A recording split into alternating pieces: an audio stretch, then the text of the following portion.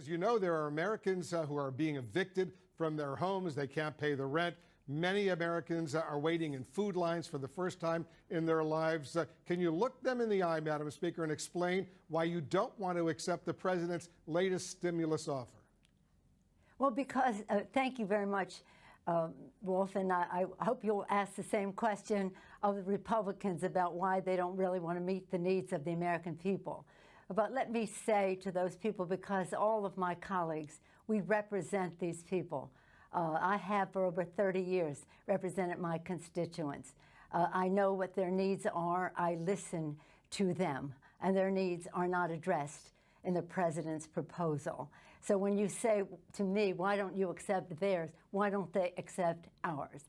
Our legislation is there to do three things primarily: to honor our workers, honor our heroes, our healthcare workers, our police and fire first responders, our teachers, our transportation, sanitation, food workers, the people who make our lives work. We couldn't be doing what we're doing without them. Many of them have risked their lives so that to save lives, and now they will lose their jobs because McConnell says let the states go bankrupt. Excuse me for interrupting, let the states go bankrupt. Madam Speaker, but they really need the money right now, and even members of your own. I understand that, but even members of your own caucus. Even members of your own caucus, Madam Speaker, want to accept this deal. $1.8 trillion. Congressman Ro Khanna, for example. But let me just quote Ro Khanna, a man you know well. I assume you admire him. He's a Democrat. And he just said this. He said, people in need can't wait until February. $1.8 trillion is significant and more than twice the Obama stimulus. Make a deal. Put the ball in McConnell court. So what do you say to Ro Khanna? What I say to you is, I don't know why you're always an apologist, and many of your colleagues apologists for the Republican position. Ro Khanna, that's nice. That isn't what we're going to do, and nobody's waiting till February. I want this very much now, because people need help now. But it's no use giving them a false thing just because the president wants to put a check with his name on it in the mail, that we should not be doing all we can to help people pay the rent, put food on the table, to enhance benefits, that they don't lose their jobs if they're state and local, we're talking about the consequences of a pandemic, that the symptoms of a problem that the president refuses to address. But you know, and that is the coronavirus. We know that is we the know coronavirus. The problem out there, but there are millions of Americans who have lost their jobs. They can't pay the rent. Their kids need the food. That's right, and that's what we're trying to get done. $1.8 trillion, and the president just tweeted, stimulus, go big or go home. He wants even more right now, so why not work out a deal with him, and don't let the perfect, as they say here in Washington, be the enemy of the good. Well, I will not let the wrong be the enemy of the right. What's wrong with $1.8 trillion? You know what? Do you have any idea what the difference is between the spending that they have in their bill and that we have in our bill? Do you realize that they have come back and said all these things for child tax credits and earned income tax credits, for helping people who have lost their jobs, are eliminated in their bill? Do you realize they pay no respect to the fact that child care is very important for people whose children cannot go to school because they're doing remote learning, and yet they minimize the need for child care, which is the threshold with which people, mothers and fathers, can go to work if they have that? Do you have any idea of how that's precisely why, Madam Speaker, they're concerned? That's why it's so important right now. Yesterday I spoke to Andrew Yang, who says the same thing. It's not everything you want, but you know but there's a lot there. Honest to God, you really, I can't get over it, because Andrew Yang, he's lovely. Ro Khanna, he's lovely. They are not negotiating this situation. They have no idea of the particulars. They have no idea of what the language is here. I didn't come over here to have, so you're the apologist for the Obama, excuse me. God forbid. Madam Speaker, I'm not an apologist. I'm asking you serious questions because so many people are in desperate need right now. Let me ask you this. Okay. When was the last time? Let me respond to you. Let me ask you, when was the last time, Madam Speaker, when was the last time you spoke with the president about this? I don't speak to the president. Speak Why with not? his representative. Why not call him and say, Mr. President, let's work out a deal. It's not going to be everything you want, not going to be everything I want, but there are so many Americans right now who are in desperate need. Let's make a deal. What makes me amused, if it weren't so sad, is how you all think that you know more about the suffering of the American people than those of us who are elected by them to represent them at that table. It is unfortunate that we do not have shared values with this White House, and that they have in their bill, why don't you talk about in their bill, a tax break for the wealthiest families in the country, while they cut out the earned income tax credit for the poorest families in our country and the poorest children in our country.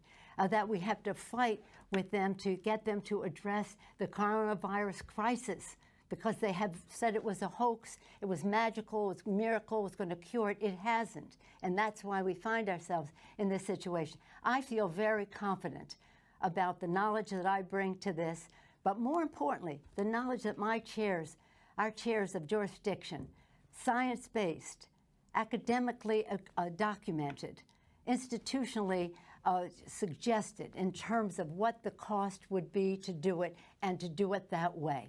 And about, we talk about child care, yes. We talk about safety in the workplace. Safety in the workplace, that's a very important issue, especially in the time of the pandemic. So what I say to those people is, we're going to get a deal. And when we do, it will be retroactive.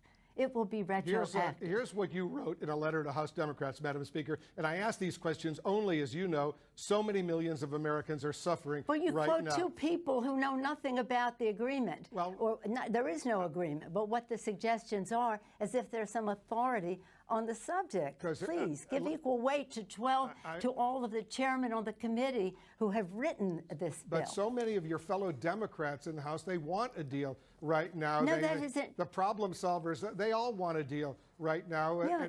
And here's what they're complaining about, because you wrote a letter to House Democrats and you said this. Let me read a line from the letter you wrote. The president only wants his name on a check to go out before Election Day and for the market to go up. Is that what this is all about? Not allow the president to take credit if there's a deal that will help millions of Americans right now? He's not that important. But let me say this. With all due respect, and you know we've known each other a long time, you really don't know what you're talking about. If the plural of anecdote is not data. Yes, there's some people who said this or that. Overwhelmingly, my caucus wants what is right for the American people. Overwhelmingly, our chairman who wrote the bill, read their statements. They all put out their own statements when they saw what the White House was proposing. So do a service to the issue and have some level of respect for the people who have worked on these issues, written the bill to begin with. Now, let me just say this in terms of the numbers. I want people to do the math. We had 3.4, which would meet the needs of the American people for a sustained period of time, so that there was some certainty in what would happen. The Republicans said no, well, so we took it down $1 trillion by cutting the time. We took it down another $200 billion, so we're now $1.200 billion down. We came down to 2.2. At the same time, since tomorrow will be 5 months since we passed the bill, at the same time, because there was no resolution, Mitch McConnell said, let's pause. The virus didn't pause, and now we're at a place where we need more money.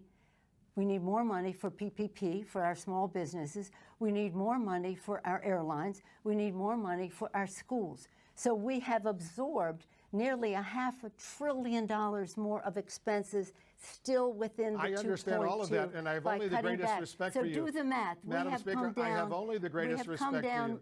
We have come down $1.6 trillion. $1.8 trillion. $1.8 trillion is a lot of money.